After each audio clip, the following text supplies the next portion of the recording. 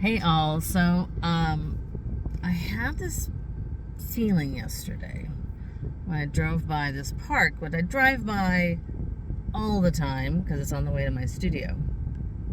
And I got such an anxiety sensation.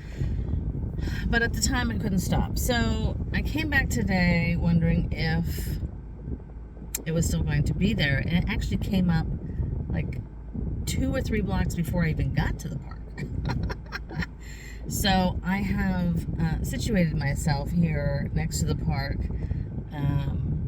and I'm going to do a little bit of a read here in my hometown. So cars will drive by, so excuse that. I'm going to see. Okay, so at this park, I know that they do like a food pantry. I'm not sure what days of the week they do it, but it's sort of in that area where they do a food pantry, but sort of not. So I'm going to see. I have to use my muscle testing today. I'm going to see what answers and what I can do to help, because it's strong. Like, my heart is racing right now. And I've checked to see if it's any of the houses around the park, and it's not. It's not the street. So this is sort of kind of how I go through breaking it down. So I ask, is the sensation coming from the street? Is it coming from any of the parked cars? Is it coming from the trees? Okay. And that's interesting. I hadn't asked that question before I videotaped. So let me turn you around. I'm going to do my best to protect the privacy of anybody in the park. So I think I've done that, and it's not busy right now. Okay. So this area right around here, oh my gosh, my heart is racing so hard. This area is where they do the food pantry stuff, okay? But where I'm feeling this energy is in this section here, okay? So if I ask if it's the trees, I get a yes. Is it the land? I get a no. Okay, so these are pine trees, and they are in distress. And part of the reason they're in distress is because it's a freaking drought, and they require an intense amount of water. So I'm worried for them, obviously. Clearly this one here on this corner is doing a little bit better, but you can see the browning and the suffering of all these trees here. And the city is actually taking down a ton of pine trees coming up soon because of their distress. So here's the interesting thing with really large trees. I know it happens in redwoods, but I'm pretty sure that it happens with other trees. Their roots start holding hands and intertwining, so they are very much interconnected.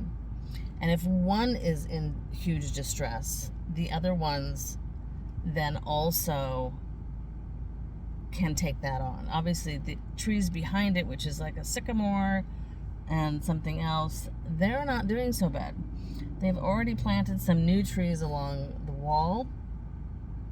However, I'm going to see what needs to happen. So, because there's people moving around the park now, I'm going to keep them private. I don't want to film them without their knowing.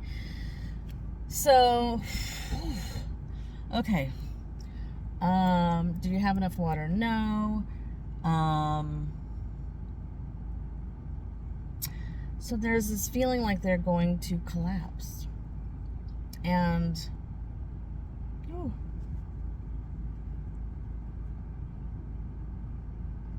this is weird because it's like anthropomorphizing trees. But they do talk. They don't want to hurt anybody when they come down. And they also don't want to leave. So they're sort of stuck in this anxiety, in this panic. I don't know what the hell I'm going to do with this. So, okay. Well, it has nothing to do with me, right? So the statement reminds me, it's not about me. It's what can be done for them.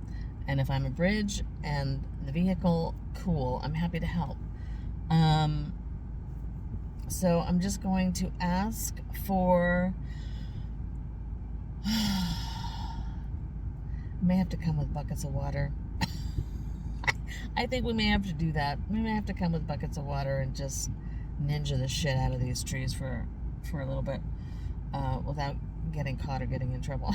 I don't know what the regulations are. Are you allowed to water public trees? I don't know. They're technically city trees because it's a city park. All right, so I'm going to let them know about that. That's not going to be an easy task, but that's not what they want. Okay, well, offer, and if the thing that you're working with doesn't want it, then you have to respect that. It's not what they want. So, my arm's getting tired. Okay, so I just need to send some peace. I'm going to ask for some peace to be sent to these trees.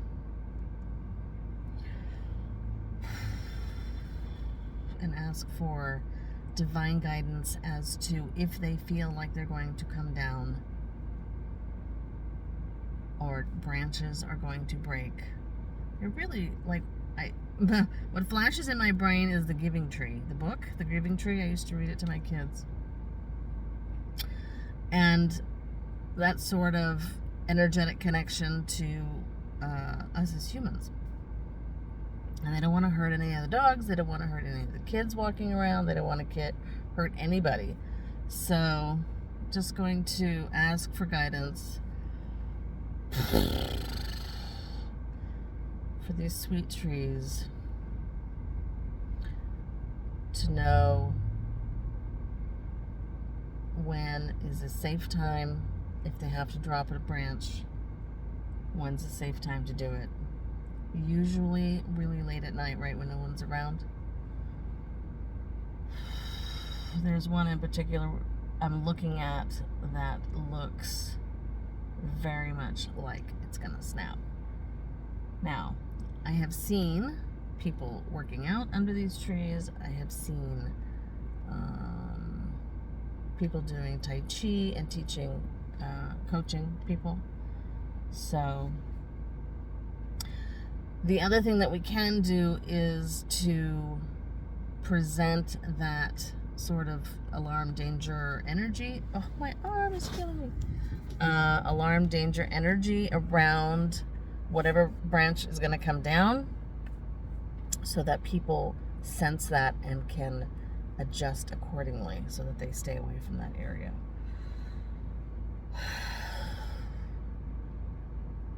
Yeah. Sort of see, let me see if I can show you. Boop, boop, boop, boop, boop, boop. All right, so in this particular, where is it? Boop. These branches are the most distressed. So, there's a kid walking by. Okay, so this area is the area that we're trying to protect and create some awareness. And I'm just going to sit with this until my energy reflects the energy of the trees.